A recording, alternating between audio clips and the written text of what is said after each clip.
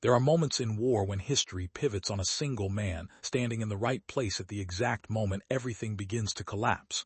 May 11, 1945, Ding Allen Bay, Luzon, 36 minutes before sunrise. One exhausted rifleman. Nearly 200 lives depending on what happens next. This is not a story about heroism. This is a story about what happens when there is no choice but to keep moving, keep firing, and refuse to let the line break. This is the true account of Private First Class John McKinley and the half hour that should have ended in massacre. The jungle at Ding Allen Bay did not sleep. It breathed. Even in the hours before dawn when the fighting paused and exhausted men tried to steal rest in shallow fighting holes, the jungle pressed in with humidity so thick it felt like drowning on dry land. The air tasted of rotting vegetation, salt from the nearby shore, and the acidic residue of spent gunpowder that never quite left the lungs. Men of Company A, 1st Battalion, had been fighting for weeks without relief, pushing through dense mahogany forests and razor-edged kunai grass, taking ground meter by meter from an enemy that refused to surrender and preferred death to capture. By May 10th, they had carved out a defensive perimeter on a low ridge overlooking the bay, a position that offered some tactical advantage but left them exposed on 3 sides to jungle thick enough to hide an army. Private First Class John McKinley was 22 years old and felt 50. His uniform hung loose on a frame that had shed 20 pounds since landing on Luzon. The M1 Garand rifle in his hands was an extension of his body now, familiar as his own heartbeat. He knew its weight, its balance, the 8-round end block clip that seated with a metallic snap, the distinctive ping when the last round fired and the clip ejected. He knew how to clear a jam in darkness, how to gauge the remaining ammunition by feel, how to transition from slow, aimed fire to rapid engagement without losing discipline. The rifle was not a symbol. It was a tool for survival, and in 36 minutes it would be the only thing standing between his company and annihilation. The perimeter was quiet at 0400 hours. Men slumped in foxholes, trying to rest while remaining alert enough to react if probing attacks came through the wire. There was no wire. There had not been time to string proper defenses. Instead, the line consisted of shallow rifle pits connected by fields of fire that overlapped where possible and left gaps where the jungle grew too dense to clear. The machine gun position anchored the center of the line, a Browning M1919 medium machine gun manned by a 2-man crew who had been awake for 30 hours straight. Ammunition was rationed. Every belt mattered. Every round had to count. McKinley was not supposed to be awake. His shift on watch had ended 20 minutes earlier, but sleep would not come. His body was too wired, too conditioned to expect attack at dawn when the Japanese preferred to strike. He sat in his fighting hole with his rifle across his knees, listening to the jungle, listening for what did not belong. The insects provided a constant backdrop of clicks and buzzes, a white noise that could mask the sound of men moving through undergrowth if you did not know how to filter the noise. He had learned. 3 months of combat had taught him to hear the absence of sound, the unnatural silence that spread when predators moved through the forest. At 0412 hours, the insects stopped. The silence expanded like a held breath. McKinley's hands tightened on the Garand. He did not move. He did not call out. He simply waited, every sense straining into the darkness. The jungle was black, the kind of dark that erased depth perception and turned every shadow into a potential threat. The moon had set hours ago. There would be no light until sunrise, still 38 minutes away. Then he heard it, a soft metallic click, the sound of a rifle safety being released maybe 40 meters out. Then another sound closer, the whisper of cloth against bark, the faint crunch of a boot finding purchase on damp earth. Not one man, many, moving with discipline and patience, closing the distance before launching the assault. They were in the jungle just beyond the cleared killing ground, waiting for the signal to charge. McKinley did not hesitate. He raised the Garand to his shoulder, sighted into the darkness where the sounds had come from, and fired a single shot. The muzzle flash lit the world for a fraction of a second, illuminating tree trunks and undergrowth and the pale blur of a face 20 meters away. The rifle kicked against his shoulder. The face disappeared, and then the jungle erupted. The Japanese attack came as a wave, dozens of men screaming as they broke from cover and sprinted toward the perimeter. McKinley fired again, working the trigger with controlled rhythm, each shot deliberate even as adrenaline surged through his veins. The Garand barked and recoiled. Brass casings ejected into the dark. He fired into the mass of movement, not aiming at individuals but at shapes and sound, trusting his training and the muscle memory of 1,000 hours on the rifle range. 1 round. 2. 3, 4. He tracked left as figures emerged from different angles. 5, 6, 7, 8. The clip ejected with its signature ping and he was already reaching for another, fingers finding the en-bloc clip in his ammunition pouch, thumbing it into the receiver, feeling it lock, slamming the bolt forward and firing again without pause. Around him, the perimeter came alive. Rifles opened up from other positions. The machine gun began its steady hammering, tracers cutting red lines through the darkness. Grenades detonated with sharp cracks that sent shrapnel hissing through foliage. Men shouted orders and warnings. The noise was overwhelming, a physical force that pressed against eardrums and made thinking difficult. But McKinley did not think. He simply acted. He fired until the second clip pinged out, reloaded, fired again. The attackers kept coming. They had committed to the assault and there was no retreat. They would take the perimeter or die trying. McKinley realized with cold clarity that the machine gun was the key. If it went silent, the line would collapse. He glanced toward the gun position 15 meters to his left and saw muzzle flashes strobing in the dark, the crew working the weapon in smooth coordination, one man feeding belts while the other controlled the trigger. Then he saw movement to the right of the gun, shadows detaching from the jungle, flanking around the edge of the cleared zone. They were trying to rush the gun from the side, where its traverse was limited. He did not call out. There was no time. He simply moved. He rolled out of his fighting hole, came up in a crouch, and sprinted toward the machine gun position. Rounds snapped past him so close he felt the pressure wave against his face. He did not slow.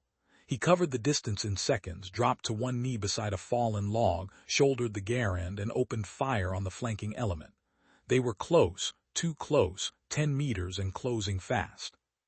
He fired 3 rounds in rapid succession and saw 2 men go down. The others hesitated, crouching in the undergrowth, and that hesitation was fatal. McKinley fired again, adjusted his aim, fired twice more. The clip ejected. He reloaded without looking, his hands performing the action automatically, and resumed firing. The flanking attack broke apart. The survivors melted back into the jungle or fell where they stood. The machine gun crew had not noticed. They were fully engaged to their front, pouring fire into the main assault. McKinley stayed where he was, covering their flank, scanning for more threats. His ears rang from the gunfire. His throat was raw from breathing hard. Sweat soaked through his uniform despite the cool pre-dawn air. He could smell blood now, mixing with cordite and wet earth.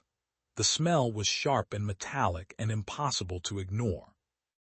A mortar round detonated 30 meters behind the line. The explosion was a white flash that left afterimages dancing in his vision. Dirt and shrapnel rained down. Another mortar landed closer, then another. The Japanese were walking fire onto the perimeter, trying to suppress the defenders while their infantry pressed the attack.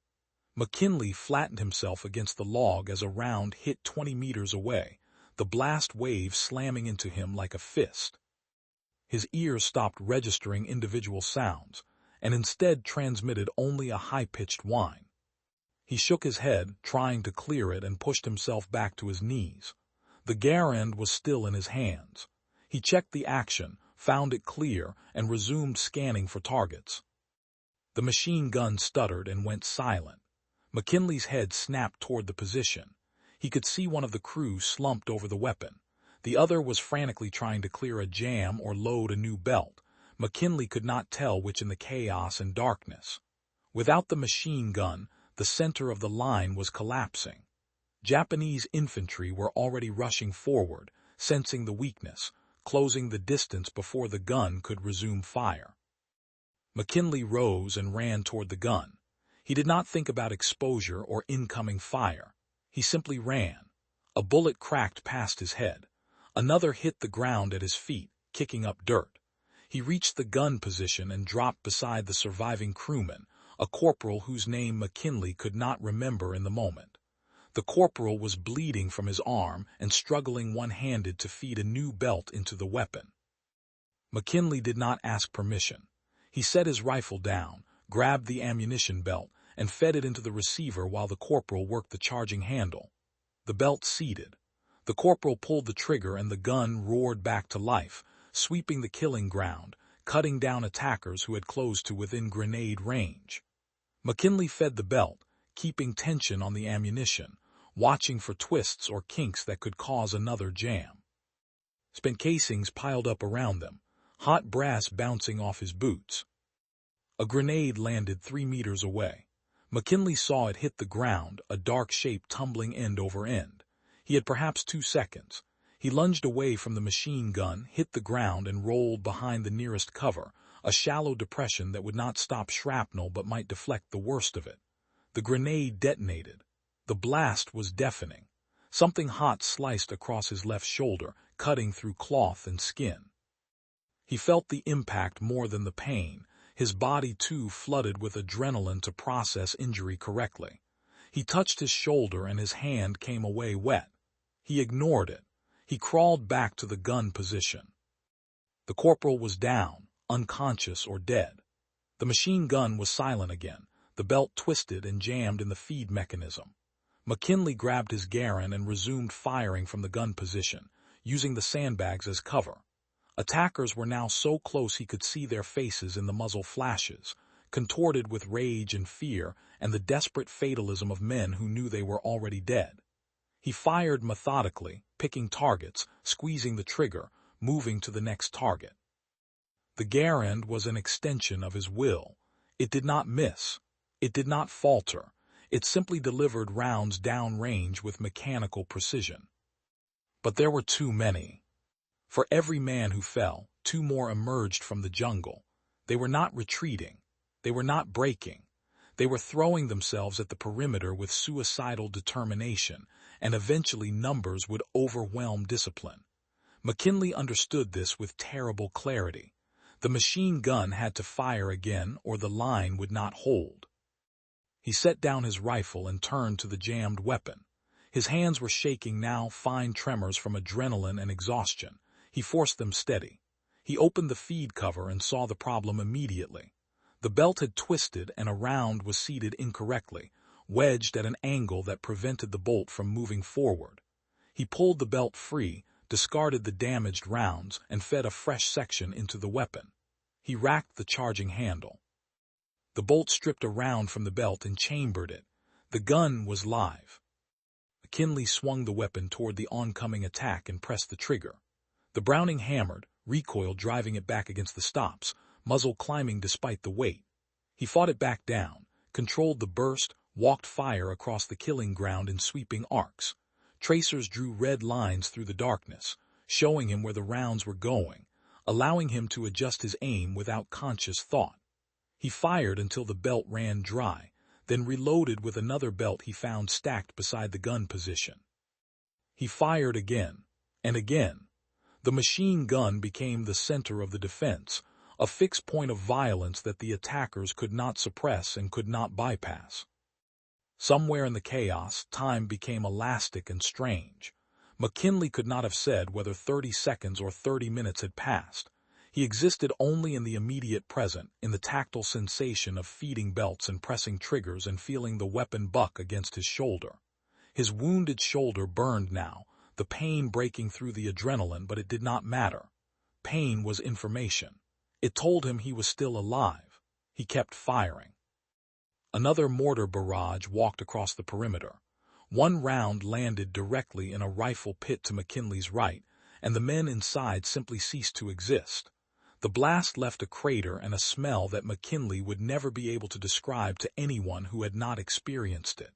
He did not look at the crater. He kept firing. The machine gun was running low on ammunition. He could see only 2 belts remaining.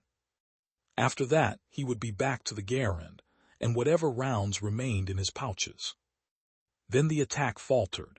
It was not a dramatic moment, not a sudden retreat or a collapse. It was simply that fewer men were coming forward. The jungle had disgorged its attackers and now absorbed the survivors. McKinley kept firing, shorter bursts now to conserve ammunition, covering the withdrawal, ensuring no rally or counter-assault could form.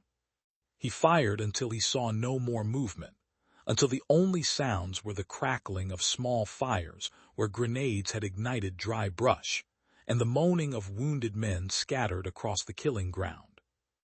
The machine gun clicked empty. McKinley released the trigger and let his hands fall away from the weapon. They were burned where they had gripped the hot metal. Blisters were already forming. He did not feel them. He picked up his Garand and checked the action. 3 rounds left in the clip. He did not reload. He simply sat back against the sandbags and listened to the silence. The eastern horizon was beginning to gray. Dawn was perhaps 10 minutes away. The attack had lasted half an hour, maybe more. McKinley had no way to know. Time had compressed and stretched in ways that made measurement meaningless. What mattered was that the perimeter had held. The line had not broken. Company A still existed as a fighting unit. Around him, men were beginning to move, checking positions, calling for medics, assessing damage. McKinley heard voices but could not make out words. His hearing was ruined, replaced by a constant ringing that would last for days. He touched his shoulder again and looked at his hand in the growing light. It was covered in blood, his own and probably others. The wound was not deep, a long gash that would need stitches but had not hit anything vital. He would survive. That seemed strange. He had not expected to survive. A lieutenant appeared, moving along the line, checking on his men. He stopped when he saw McKinley sitting beside the machine gun with the dead corporal sprawled nearby. The lieutenant said something. McKinley read his lips more than heard the words. "Are you hit?" McKinley nodded. The lieutenant said something else and moved on. There were worse casualties that needed attention first. As the sun rose, McKinley could see the full scope of what had happened. The ground in front of the perimeter was littered with bodies. He counted 20 visible from where he sat and knew there were more in the jungle shadows beyond the cleared zone. 40 enemy dead, someone would later estimate. Perhaps more. The math was simple and terrible. 40 men killed in 36 minutes. Approximately 1 death every 54 seconds. Many of them from the machine gun position where McKinley had spent the bulk of the fighting. Many of them because one rifleman had detected the attack early, disrupted the assault, covered flanking movements, and kept the gun operational when it should have been silent. He did not feel pride. He felt numb. His body was shutting down now that the immediate threat had passed, endorphins wearing off, leaving only exhaustion and the dull ache of wounds and burns. He wanted to sleep. He wanted to be somewhere else, anywhere else, somewhere that did not smell like death and cordite. Instead, he sat and watched the sunrise paint the jungle gold and red, and tried not to think about the faces he had seen in muzzle flashes, the men he had killed, the screaming, the silence after. Company A remained at Ding Allen Bay for another week before being rotated off the line. McKinley's shoulder was stitched up at an aid station. He was offered evacuation to a rear hospital and refused. He returned to his unit. No one asked him why. They all understood. Leaving felt like abandonment. He stayed until the company was pulled back to rest and refit. 2 months later, the war ended. McKinley was still on Luzon when the surrender came. He did not celebrate. He simply packed his gear and waited for orders to ship home. The Medal of Honor recommendation came through official channels 6 months after the battle. McKinley did not understand at first. He had done what needed to be done, nothing more. But the testimony was overwhelming. The lieutenant who had found him beside the machine gun, the men who had watched him move through incoming fire to reinforce collapsing positions, the body count in front of the perimeter, and the undeniable fact that Company A had survived an attack that should have overrun them in the first 5 minutes. The medal was presented in a ceremony that McKinley endured but did not enjoy. He wore the ribbon because regulations required it and never spoke about what it represented. He returned to civilian life and worked as a machinist in a factory in Pennsylvania. He married, raised 3 children, attended church, paid his taxes, and lived quietly until his death in 1998 at the age of 75. He never joined veteran organizations. He never attended reunions.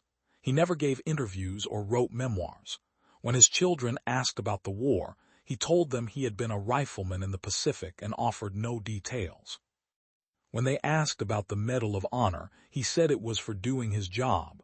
When they pressed for specifics, he changed the subject. The men who served with him understood. Some things could not be explained to people who were not there.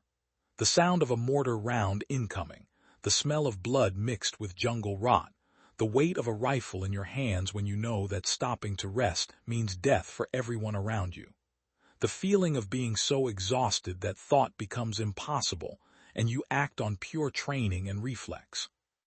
The knowledge that you killed men, human beings with families and hopes, and that you would do it again because the alternative was watching your friends die.